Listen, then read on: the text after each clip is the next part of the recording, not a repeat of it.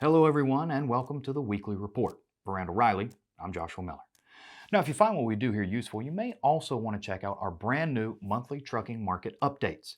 Our friend and Associate Professor of Supply Chain Management, Jason Miller, will be providing a monthly report covering the big three factors in the trucking market: supply conditions, demand conditions, and of course, price.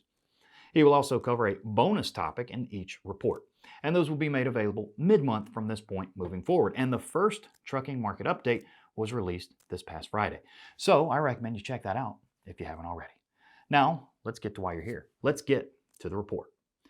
This week in job board searches and clicks, truck driver searches were flat week over week, up 27% month over month, and down 8% year over year. For clicks on truck driver postings, we saw increases all the way across the board, with gains of 6% week over week, 36% month over month, and 59% year over year. This continued trend of rising clicks once again leads us to believe that drivers have a much greater job search intent on job boards right now than they did a year ago. This week in freight, total load postings dipped by 4% week over week, and with that, we saw both dry van and refrigerated volume fall 10% and 12% respectively. But flatbed posted a 4% rise week over week. Overall truck availability also decreased by 1% week over week as the overall load to truck ratio declined, but flatbed's load to truck ratio managed to rise to its highest level since early June. Spot rates fell by 6 cents per mile week over week, and all three segments saw a decline in rates. Drive-in was down 3 cents, refrigerated fell by 12 cents, and flatbed was down 4 cents per mile week over week. Overall, the spot market volume and rates generally eased in line with what seasonal expectations for week 3 of 2022 were, but we should note that both metrics remain far above normal levels. Now, the story of the week. Demand for for-hire truck transportation exhibited an uptick on a seasonally adjusted basis in Q4 2021.